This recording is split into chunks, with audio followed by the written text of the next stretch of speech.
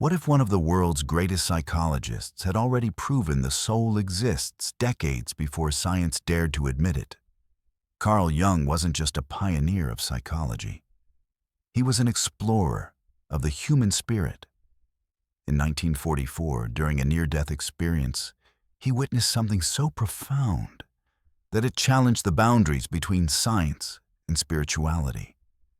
Jung described a reality beyond the physical, a place where the soul's existence was undeniable. At the time, his insights were dismissed as mystical, even dangerous to his professional reputation.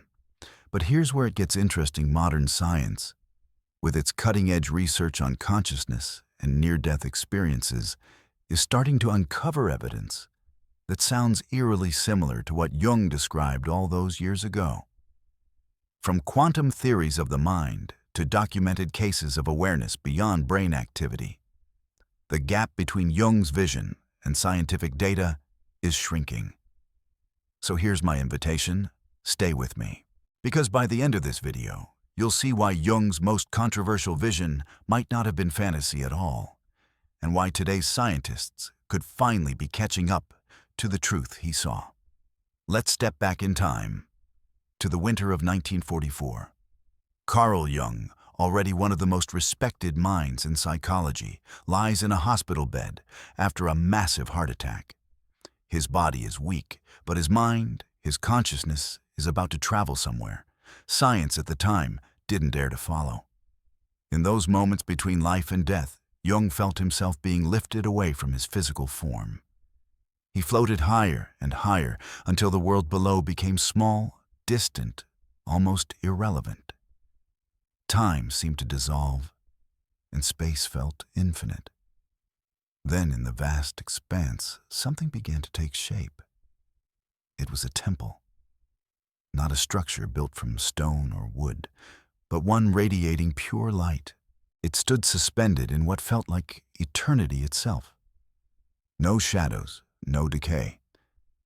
Just an overwhelming sense of peace and presence.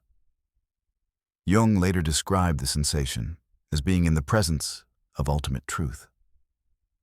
As he moved closer, he could feel an invisible threshold, an entrance into a reality beyond anything he'd ever known. But it wasn't just a doorway. It was a boundary between what we think life is and what it actually is.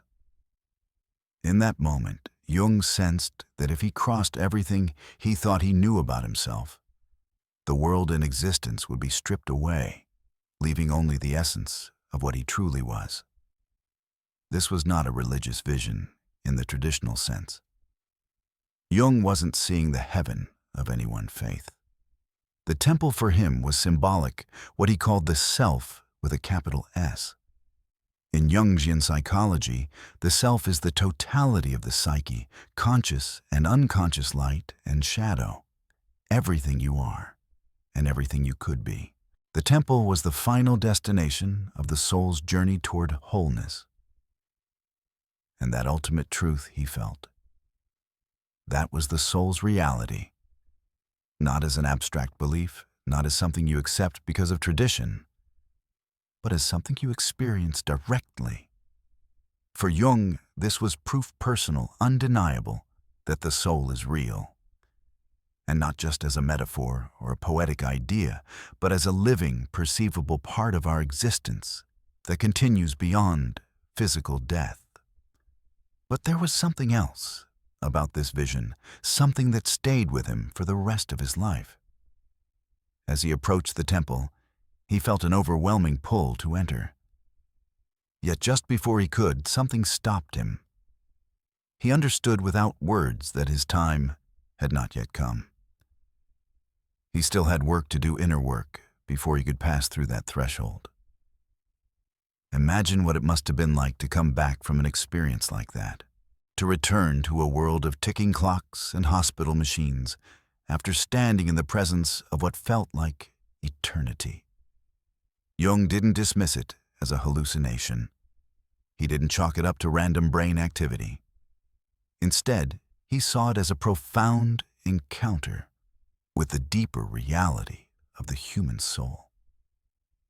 And here's where it gets fascinating. Jung didn't keep this to himself.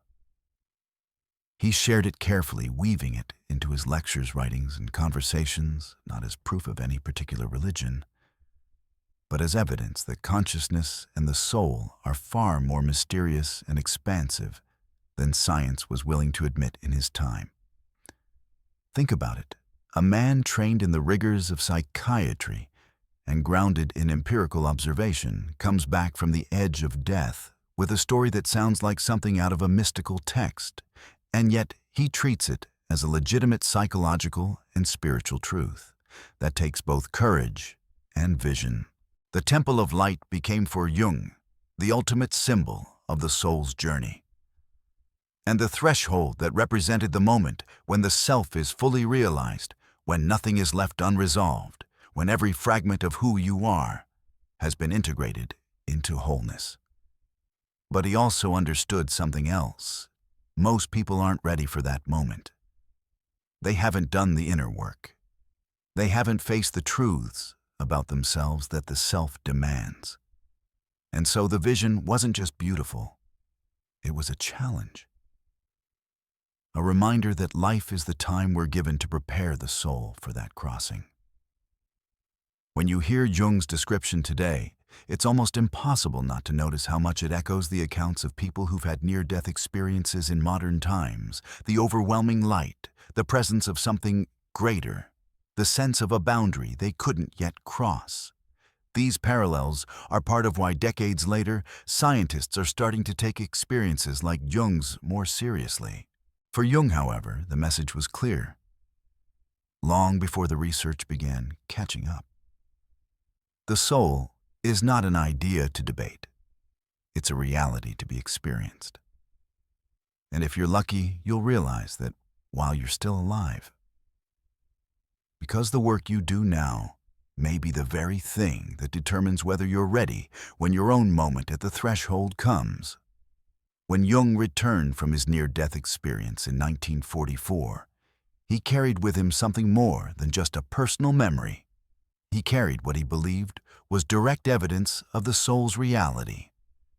But here's the problem in the world of science. At that time, there was almost no room for such a claim. The mid-20th century was an age of hard materialism. Physics and biology dominated the scientific conversation, and the reigning belief was that everything, your thoughts, your emotions, your consciousness, was simply the product of chemical and electrical processes in the brain. If the brain stopped, consciousness stopped. Period. In that worldview, what Jung experienced was not just controversial, it was dangerous to his professional credibility. The moment you started talking about the soul as something real, something that could exist independently of the body, you were stepping outside the boundaries of respectable science. Many scientists at the time were quick to dismiss such experiences as mere byproducts of a dying brain. They would say things like, it's just oxygen deprivation. It's just neurons firing randomly. It's just a hallucination. The irony is, they were so committed to this explanation that they'd never seriously examined whether those experiences might be pointing to something more. And Jung knew exactly what he was up against. As a psychiatrist and academic, he understood the politics of his field. To openly declare that he had seen evidence of the soul could have been professional suicide. That's why he framed his account, carefully embedding it in the language of psychology using symbolism, and speaking about it as part of the inner journey toward the self. Still, even wrapped in that careful language, many of his peers dismissed it. They saw it as a poetic metaphor, not a literal experience. They labeled it as a psychological phenomenon, a trick of the mind in its final moments. It's important to remember that during Jung's time, the idea of consciousness beyond the brain wasn't just unpopular, it was almost unthinkable in academic circles. This was the post-war era, a period obsessed with measurable data, mechanical models of the universe, and the belief that science could and would eventually explain everything without the need for spiritual concepts. And yet, history is full of examples where science initially rejected ideas that later became impossible to ignore. Think about how germ theory was once mocked, or how meteorites were dismissed as superstition until someone finally examined one. In the same way, Jung's vision of the soul was simply too far ahead of its time. What fascinates me is this: Jung wasn't some fringe mystic with no grounding in reality. He was one of the most respected minds in psychiatry, a man trained in empirical observation, deeply familiar with the workings of the human mind. If someone like him came back from the brink of death, insisting he'd encountered something real, shouldn't that have sparked more curiosity? Instead, it was pushed to the margins. His vision lived on, mostly in his writings and lectures, quietly influencing those willing to look beyond the limits of materialism. But here's the twist: fast forward decades, and the scientific landscape is starting to change. Modern research into near-death experiences, quantum theories of consciousness, and verifiable accounts from patients whose brains had no measurable activity, all of this is beginning to challenge the old assumption that consciousness ends with the brain.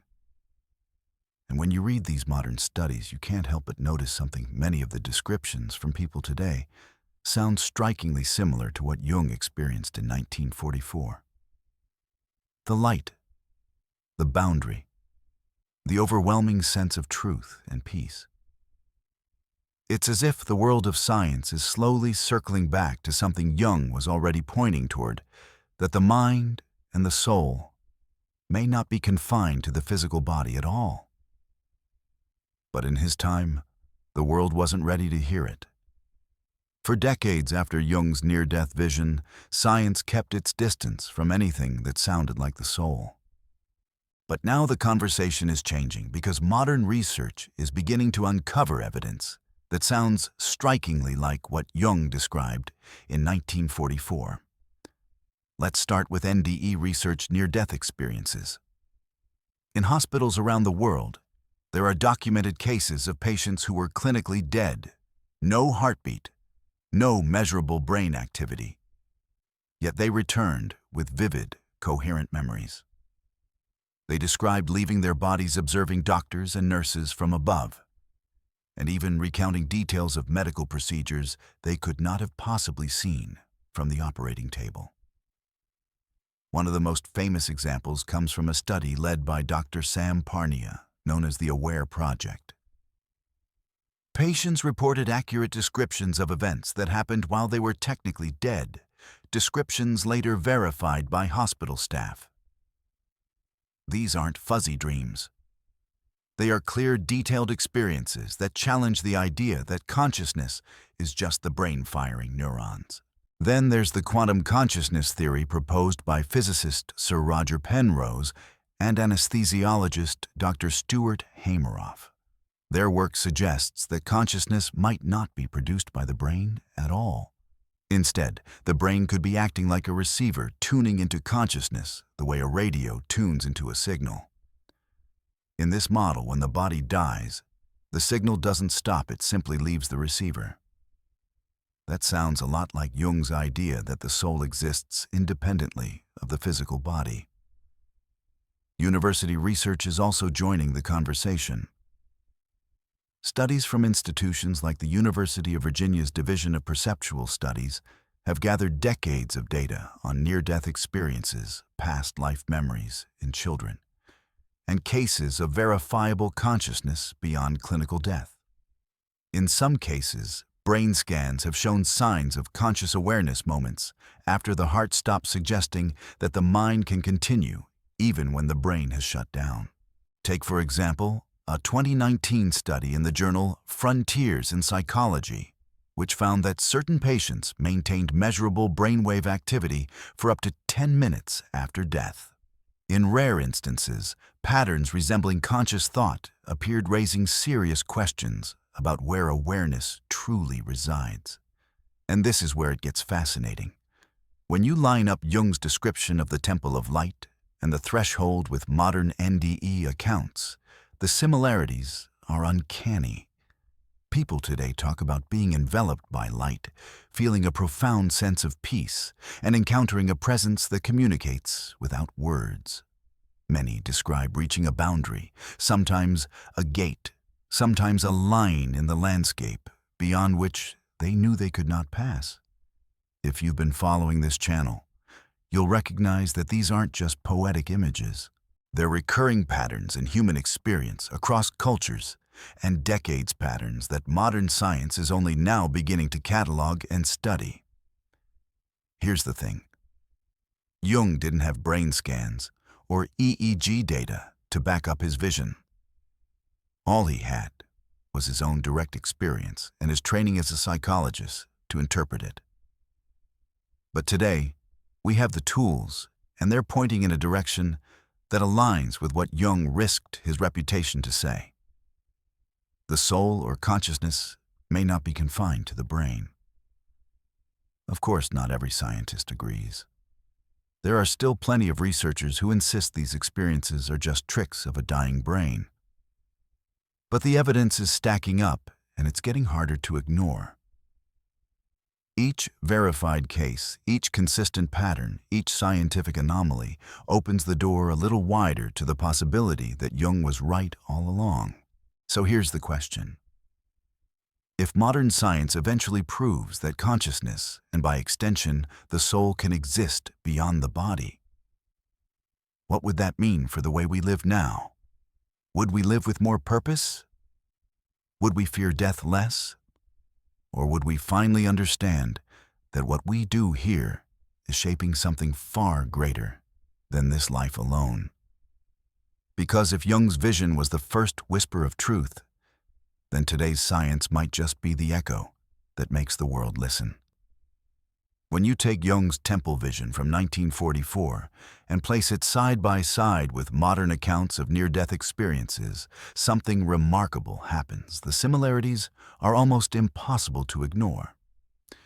Jung described approaching a radiant temple of light suspended in a realm beyond time. There was a threshold, an invisible boundary he felt he could not yet cross. On the other side, he sensed the presence of a higher reality, an ultimate truth, something that went beyond his earthly identity. Now listen to people today who've survived clinical death.